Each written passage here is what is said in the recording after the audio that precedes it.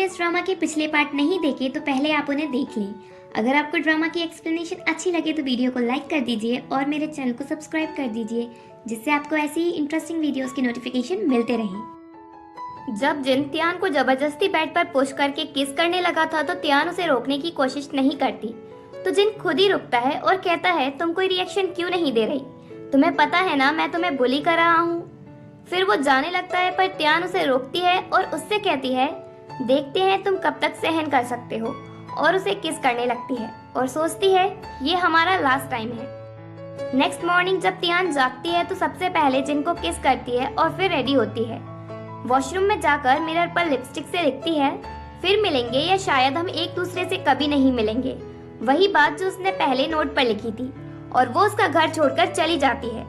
जब जिन जागता है तो वो तियान को ढूंढने लगता है और वो मिरर पर तियान का मैसेज लिखा देखता है। जिन तियान के लिए बहुत परेशान हो जाता है। वो कंपनी जाता है पर उसका मन बिल्कुल भी काम में नहीं लगता। वो बेवजह सब पर गुस्सा होता रहता है। सारा टाइम वो सिर्फ तियान के बारे में ही सोचता रहता। शाम को घर आकर जिन कहता है मैं क्या करूं जिससे तियान वापस आ जाए।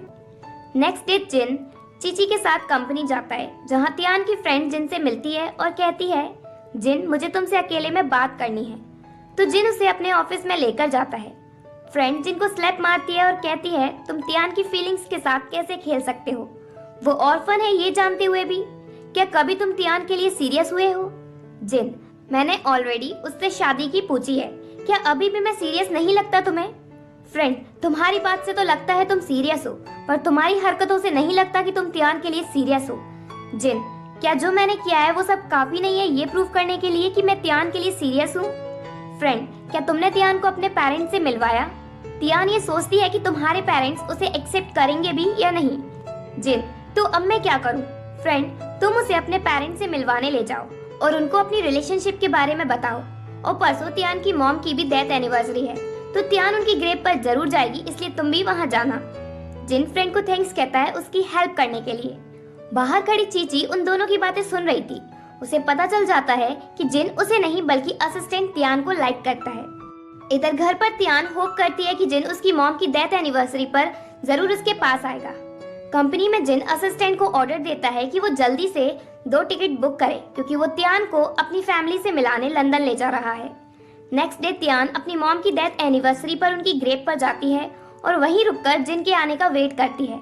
उसे लगता है कि जिन जरूर आएगा। इधर कंपनी में जिन अपना सारा काम जल्दी जल्दी फिनिश कर लेता है, तो असिस्टेंट पूछता है आपको कहीं जाना है क्या। जिन हाँ तियान के पास। चीची ये सुन लेती है और जेलस होती है, तो वो जिन को तियान से मिलने से रोकने के लिए प्लान बनाती है। तभी उसे जिन की मॉम का कॉल आता है और वो चीची को वापस लंदन आने को कहती है।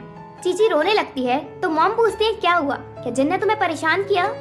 चीची उन्हें बताती है कि जिन किसी और को लाइक करता है, वो उसे लाइक नहीं करता, और पूछती है क्या आप सभी इतने टाइम से मुझसे झूठ बोल रहे थे कि जिन मुझे लाइक करता है।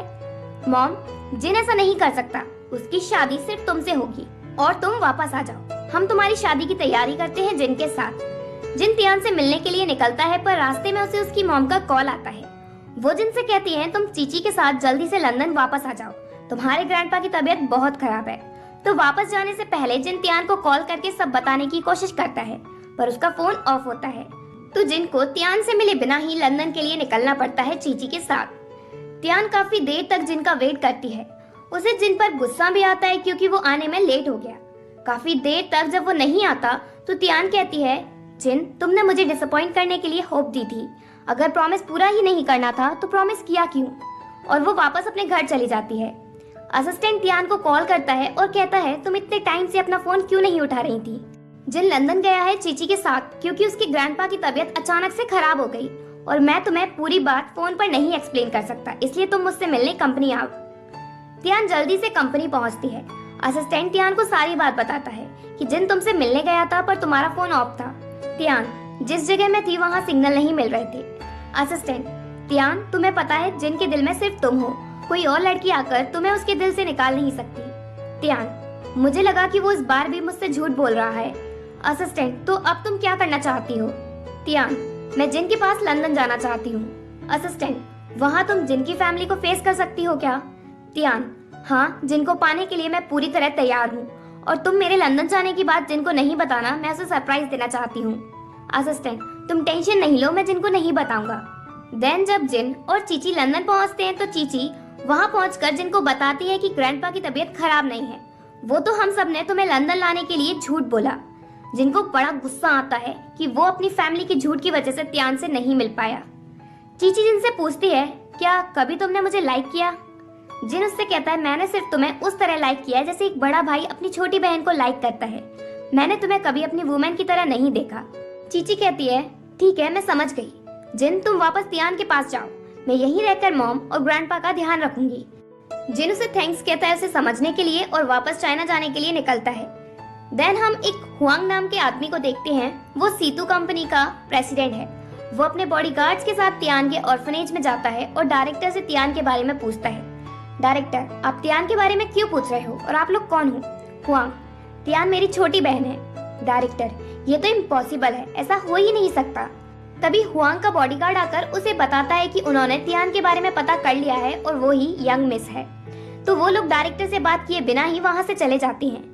जिन चाइना आ जाता है। तभी असिस्टेंट उसे कॉल करके पूछता है, क्या तुम लंदन पहुँच गए? जिन, मैं वापस चाइना आ गया हूँ। वैसे क्या तुम त्यान से मिले? असिस्टेंट, क्या तुम चाइना में हो?